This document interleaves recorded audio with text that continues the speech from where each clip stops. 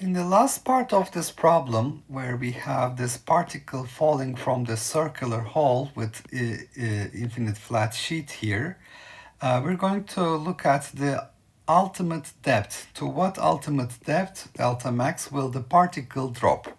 Express your answer in terms of the dimensionless parameter alpha equals m divided by m max. Use the work energy theorem to find the speed as a function of depth and then solve for the depth for which the speed is zero. Okay, so the work energy theorem, we have the work kinetic energy theorem, which says that the net work done must be equal to the change in kinetic energy. The net work done is the work done by the gravitational force plus the work done by the electrical force. The work done by the gravitational force is mg delta. The work done by the electrical force is sigma q minus sigma q over 2 epsilon 0 square root of delta square plus r square minus r. And this is going to be equal to 1 over 2 m v final square minus 1 over 2 m v initial square, but we start from rest, so v initial is 0. So this is going to be equal to 0, which means the particle will stop. So this is equal to the change in the kinetic energy. So let's remind ourselves, work kinetic energy theorem basically says the work done by the net force is equal to the change in kinetic energy of the system. Okay, so that's what we are using. So this gives us mg times delta max is equal to, so this happens when delta is equal to delta max. It's going to be equal to 0. So mg delta max equals sigma q over 2 epsilon 0 delta max square plus r square square root minus r. And if I collect square root of delta max plus r square on one side and the rest of the terms on the other side, this is going to give me 2 epsilon 0 mg delta max divided by sigma q. Then, so I've taken this to the left hand side, then I add r to both sides, plus r is equal to delta max square plus r square square root. Then I take the square of this equation, it's going to give me 4 epsilon 0 square m square g square divided by sigma square q square delta max square plus, then I will have 4 epsilon 0 mg delta max times r divided by sigma q plus r square is equal to delta max square plus r square. So you can see that r squares will cancel, and after I cancel the r squares, because delta max is non-zero, I can get rid of one of the delta maxes here. Okay, so now I can write this in delta max parentheses. Delta max 4 epsilon 0 m square g square divided by sigma square q square minus 1 is equal to this term taken to the right hand side, minus 4 epsilon 0 minus 4 epsilon 0 mgr divided by sigma q. So that's this term taken to the right hand side. So multiplying both sides by sigma square q square, I multiply both sides by sigma square q square. I have delta max times 4 epsilon 0 square m square g square minus sigma square q square is equal to minus 4 epsilon 0 mg sigma q r. All right, so I'm going to rewrite delta max here. Delta max is,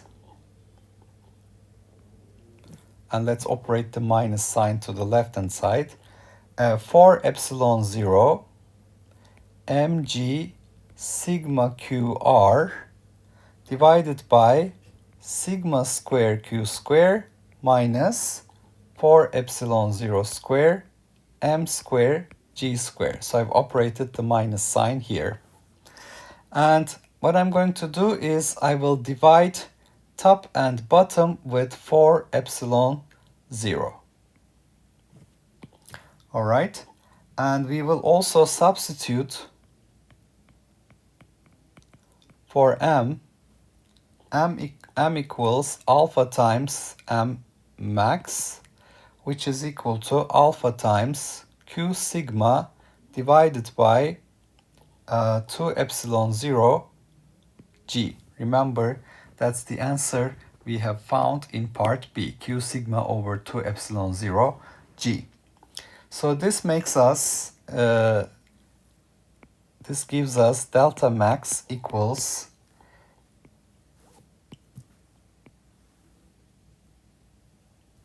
mg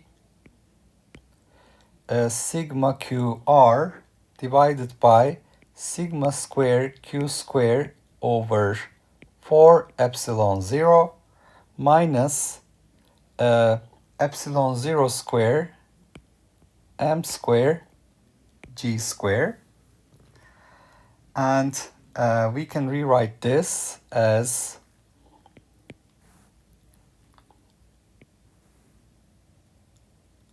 mg sigma qr in epsilon 0 parentheses sigma q q sigma over 2 epsilon 0 square minus mg square. All right, and now we will substitute for m alpha times q sigma over 2 epsilon 0 g. So this is going to become alpha times q sigma over 2 epsilon 0 g, that's m, multiplied by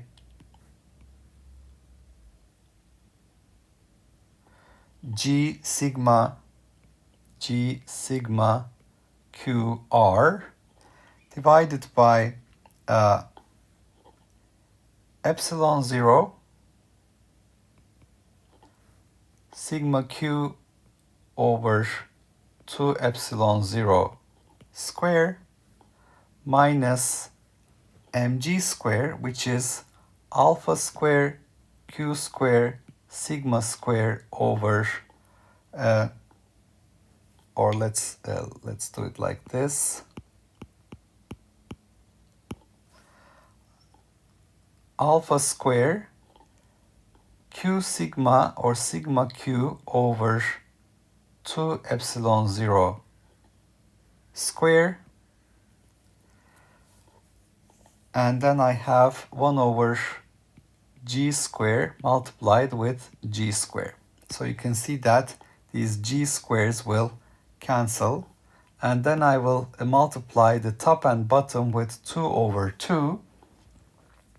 So you can see this will give me, first of all, there's another cancellation here. These g's will cancel. So I will find 2 alpha q sigma square multiplied with r divided by 4 epsilon 0 squared. Then I have here 1 over q sigma over 2 epsilon 0 parentheses squared 1 minus alpha squared. So you can see that this will cancel with this, and we will find that delta max is equal to 2r alpha divided by 1 minus alpha squared.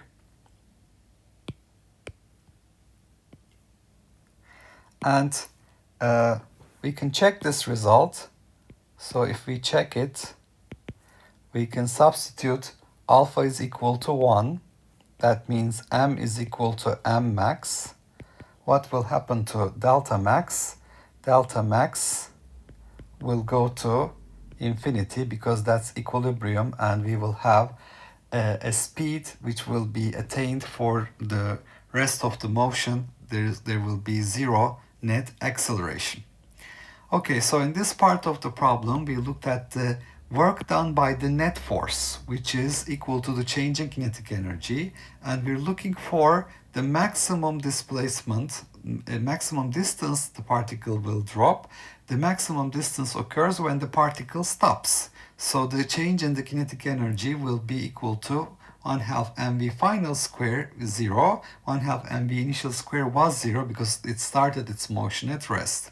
So we substituted the results we have over here, and then we're evaluating this at delta equals delta max and setting it equal to 0. We solve for delta max and we substitute for m over m max is alpha, and we find that delta max can be simplified to 2r alpha over 1 minus alpha square, and when alpha is equal to 1, m is equal to m max, that means we have reached the critical mass. Delta max goes to infinity.